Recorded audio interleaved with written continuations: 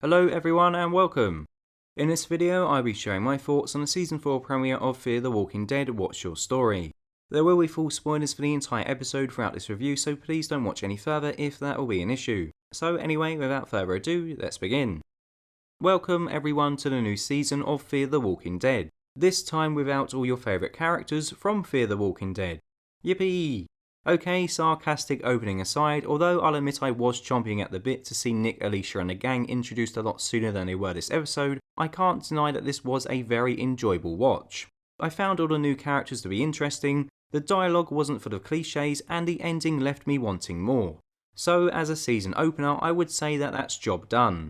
My only remaining worry is a concern that I've mentioned previously surrounding the fact that I don't want Morgan to steal all the screen time this season from Fear's main cast members. However, I think this episode was so Morgan-centric just in order to fill the gaps regarding how he arrived from The Walking Dead, and I'm hopeful that the rest of Fear's characters will be able to take the centre stage as the season progresses. After the brief intro sequence focused on a new character John, who by the way I found to be very likeable, but I'll get to him in a moment, the next 5 or so minutes felt like they could have easily been ripped from the next instalment of The Walking Dead. I mean, not only did we have Morgan living it up in the Scavengers XHQ, we also got cameos from Jesus, Carol and even Rick. It was a nice little touch seeing these Walking Dead stars make the crossover, and I don't feel they detracted too much from the main storyline. And with Morgan leaving immediately after anyway, I don't think we will be seeing any more characters from The Walking Dead show up. So I'm not concerned about Rick potentially repeatedly poking his nose in and trying to hog the limelight. On one hand, it was nice to see these characters show that they care for Morgan by checking up on him, but on the other hand, it did kind of feel that they were harassing the poor guy. Morgan has made it crystal clear that he wants to be left on his own, and yet here he is having people knocking on his door every bloody 5 minutes. No wonder he decided to gather his things and run away. The man just wants a bit of peace. Anyway, after wandering around for who knows how long, Morgan runs into John from this installment's introduction scene.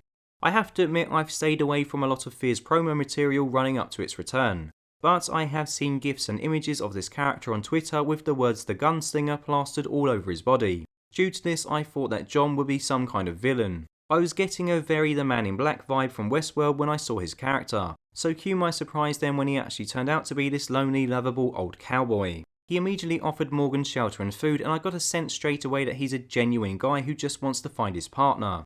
I've mentioned many times previously that it usually takes me a while to warm up to characters on The Walking Dead, and I can also say the same in respect to Fear, as I didn't immediately click with characters like Strand and Nick. However, John on the other hand I liked from the get-go.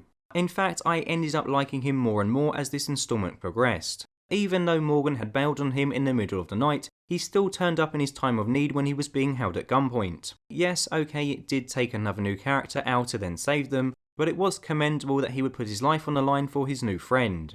He even made me laugh when he apologised for shooting the bandit's hand, and on the whole the attempts at humour throughout this episode worked for me. When Morgan was sitting in the back of Al's SWAT van, I chuckled when he said that he would like to leave now. Often I complain that the jokes don't quite land on its sister show, but thankfully the comedic timing was on point during this entry of Fear.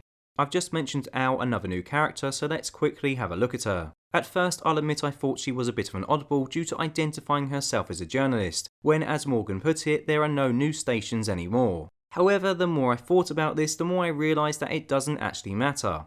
I mean, if you're passionate about writing and finding out people's stories, should it really make a difference if the world has gone to shit? Just because the world stops doesn't mean you have to stop doing what you love. It is still a bit of a strange character quirk, but it's a quirk that I don't mind. Obviously, I feel that the writers did have another motive in making a character into a journalist, that being that through her video recording she is able to reveal more about the characters around her to the audience. We found out a bit more about John's background because of this, and I'm sure that Nick and Alicia will fill in the gaps in their story to her as well. To be honest, I don't really mind this. As long as it's handled well, it can create an organic way for those who are jumping on board the show to be able to catch up with the backgrounds of some of our protagonists. Anyway, after Al had finished doing her questioning, the bad guys from earlier arrived wanting to steal her armoured vehicle. At this point I honestly thought the stage was set for the Clarks to arrive and save the day, but in the end Morgan, Al and John all managed to fight their way out. All in all, it made for a decent, enjoyable set piece, and all the characters got their chance to get in on the action. The only thing that bugged me is that Morgan seems to have gone from crazed killer to Mr. All Life is Precious once again very suddenly. When fighting one of the bandits on the roof, he decided to pull him up from a group of walkers, saving his life, which goes on to be a bit of a mistake on his part as the guy carries on trying to kill Morgan. I honestly thought that Morgan would only revert back to his non-killing ways towards the end of the season, once he had earned this change. I didn't expect to see him trying to be a pacifist so soon after what has happened on The Walking Dead.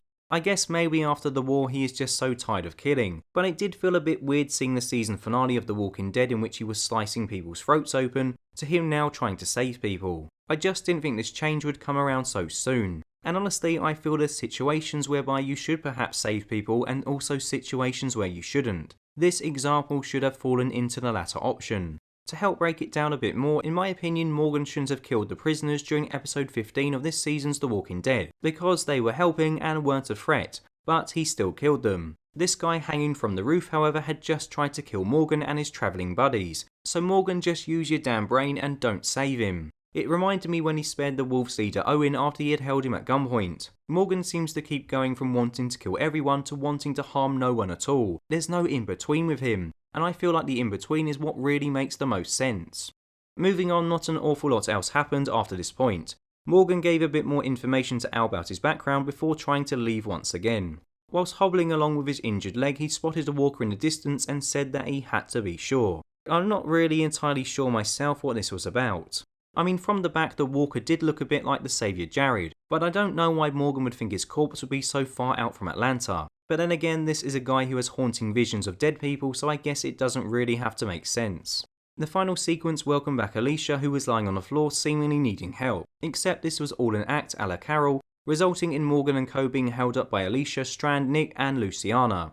I don't know what their angle is, but a lot of time has passed since we last saw them, so there could be hundreds of different reasons as to why they are doing what they're doing. I'll admit I got excited when I saw them all together, and it was nice to see Luciana reappear as well. I just wish the episode didn't end so I could see more of them. Even though I would have loved to watch an entire instalment centred on the Clarks, which filled us in regarding what exactly happened since the season 3 finale, due to the quality of the episode as a whole I ended up not really minding spending the majority of the runtime with Morgan and the two new characters. The episode was necessary in getting Morgan where he needed to be without feeling dull, and it was a very good opening to season 4 of Fear. I'm looking forward to seeing how Nick and the series regulars interact with Morgan, as well as seeing more of what happens in order for them to end up where they are.